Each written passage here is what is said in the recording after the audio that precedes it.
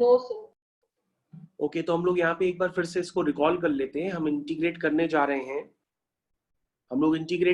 हैं 2x minus 5 की whole power 5 dx।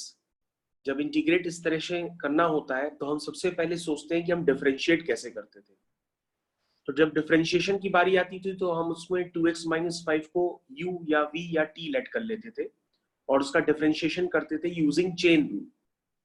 और जब चेन रूल से डिफरेंशिएशन करते थे तो ये आता था 5 टाइम्स 2x माइनस 5 की होल पावर 4, और जिसको t मानते थे उसका फिर से करते थे, यानी 2x माइनस 5 का 2।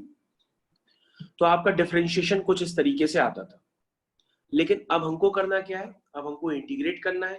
तो इंटीग्रेशन में क्या होता है, जो चीज प्रॉब्लम कर रही है, जैसे 2x माइनस 5 प्रॉब्लम कर रहा है तो उसको हमने t मान लिया और फिर से डिफरेंशिएट करते हैं। और हमेशा ही जिसको t मानते हैं उसको इंटीग्रेशन में डिफरेंशिएट ही करते हैं, ये दिमाग में आपको बैठाना होगा। उसके बाद जब डिफरेंशिएट करेंगे तो यहां से dx की वैल्यू dt अपॉन 2 आ जाएगी और उसको उठा के अपने इंटीग्रेशन में सब्स्टिट्यूट कर देंगे। जैसे ही सब्स्टिट्यूट करेंगे तो आपके पास ये रिजल्ट आ जाएगा। अब जो पूरा क्वेश्चन है वो टी में कन्वर्ट हो चुका है, तो आपको समझ में आ गया होगा कि जो पूरा क्वेश्चन है वो टी में कन्वर्ट हो गया होगा। अब हम फॉर्मूला लगाएंगे। तो ये फॉर्मूला लगेगा 1/2 टी की पावर 5 प्लस 1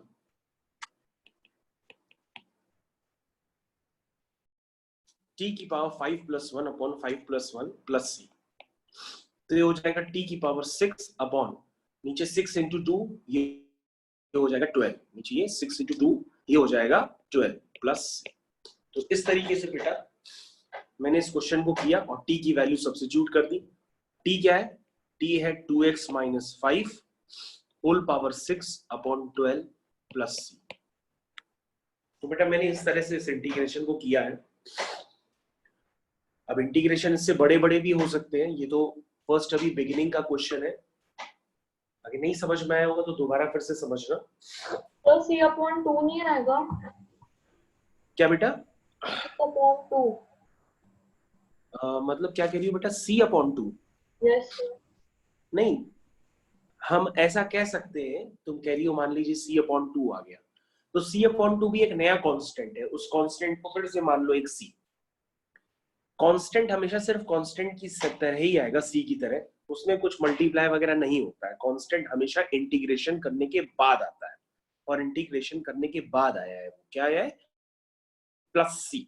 तो c को अगर तुम चाहे 2 से मल्टीप्लाई कर दे चाहे c को 2 से डिवाइड कर दे, कुछ नहीं होगा, वो भी एक नया कांस्टेंट होता है जिसकी वैल्यू हम फाइंड नहीं कर सकते, इसलिए हम उसको प्लस सी या प्लस के या प्लस एम ऐसे ही लिख के छोड़ देते हैं। तो दो कांस्टेंट को डिवाइड करने पर एक नया कांस्टेंट आता है, फिर से उसको एक नया कांस्टेंट के मान सकते हैं, कुछ भी मान लो। तो बेटा हम इसको रफ कर रहे हैं और तुमको और आगे समझा रहे हैं। ओके, तो अब आपके पास है इंटीग्रेशन e की पावर 2x माइनस 3 dx। तो सबसे पहले ये क्वेश्चन है, तो अगर ये डिफरेंशिएशन होता तो ये डिफरेंशिएशन कैसे होता? डिफरेंशिएशन चेन रूल से होता। e की पावर u का e की पावर u होता है डिफरेंशिएशन, और जिसको u माना था उसका फिर से डिफरेंशिएशन करते, यानी 2x माइनस 3 का, और ये रिजल्ट आता e की पावर 2x माइनस 3, और 2x का डिफरेंशिएशन 2 होता, और आंसर आ जाता आपका 2e 2x माइनस 3। लेकिन यहाँ पे डिफरेंशिएशन नहीं है, ये इंटीग्रेशन है, और इंटीग्रेशन में e की पावर x का फॉर्मूला होता है e की पावर x प्लस c। तो अब आपको ध्यान रखना होगा कि यहाँ पर x नहीं है, यहाँ पे 2x माइनस 3 है, इसलिए हम इसको कुछ मान देते हैं, लेट्स से t। इसको डिफरेंशिएट करेंगे, 2x का डिफरेंशिएशन 2 हो जाएगा, 3 का 0 हो जाएगा, और t का dt अपॉन dx हो जाएगा। तो यहाँ से जब क्रॉस मल्टीप्लाई करेंगे तो dx की वैल्यू आ जाएगी dt अपॉन 2।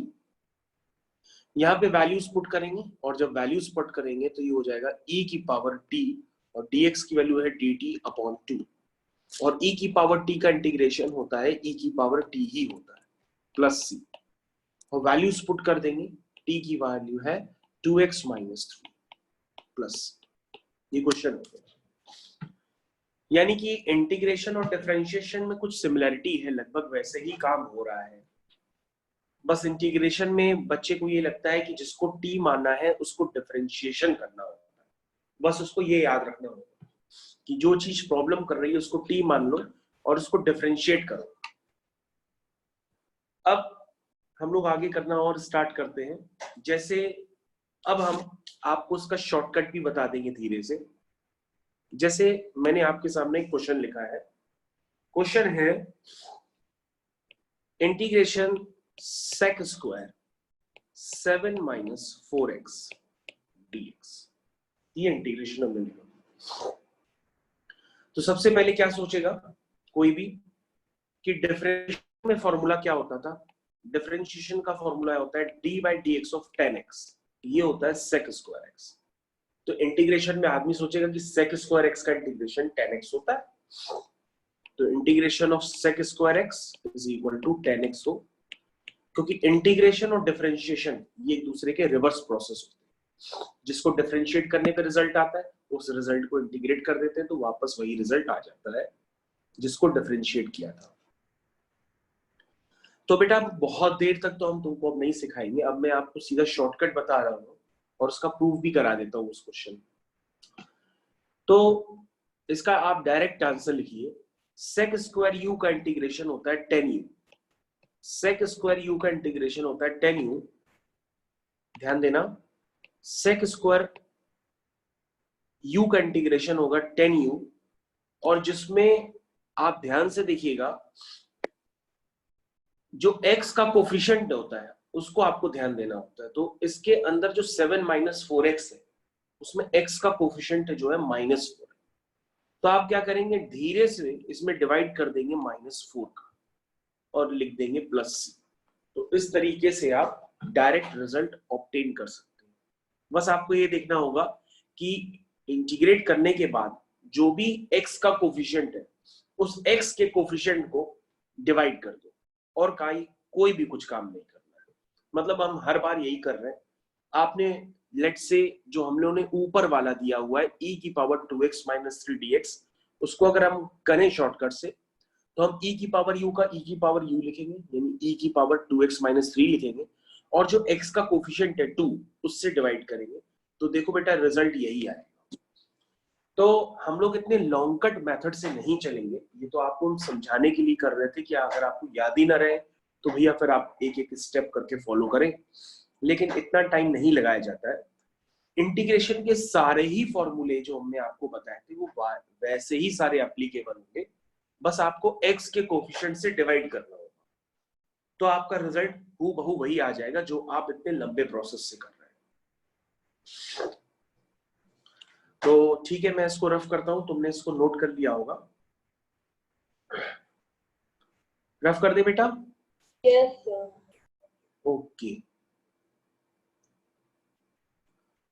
तो नेक्स्ट क्वेश्चन है इंटीग्रेशन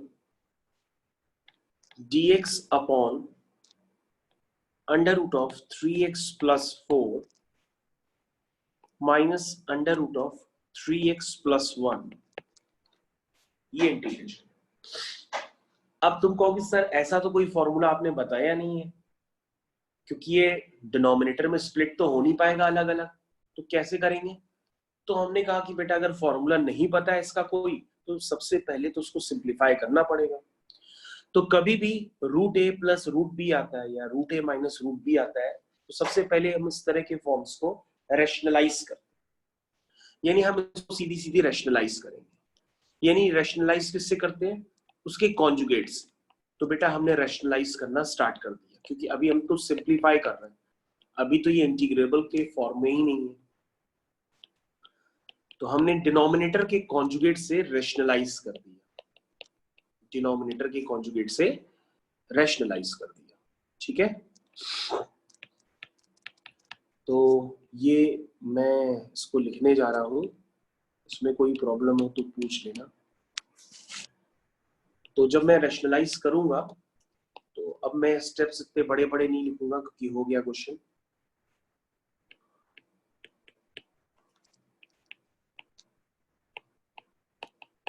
बेटा डिनोमिनेटर में क्या आया?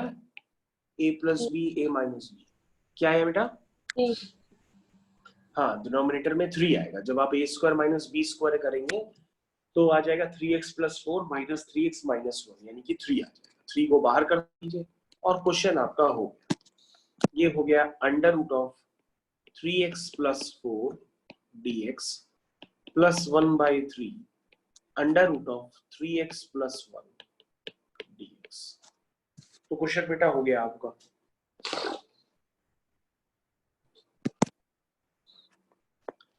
तो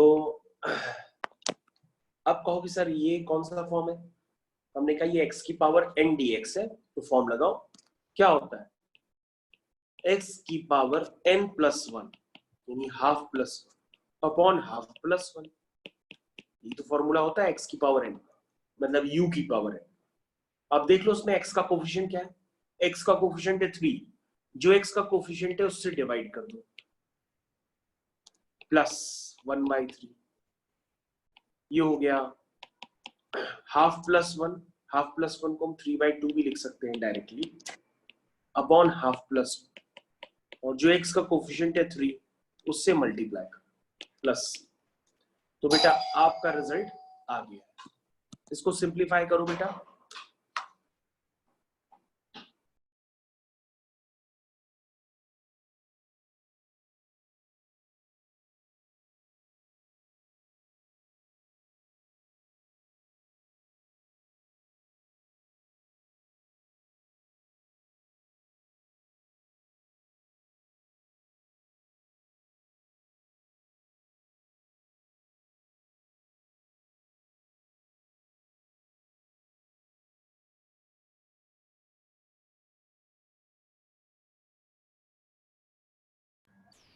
सर हो गया।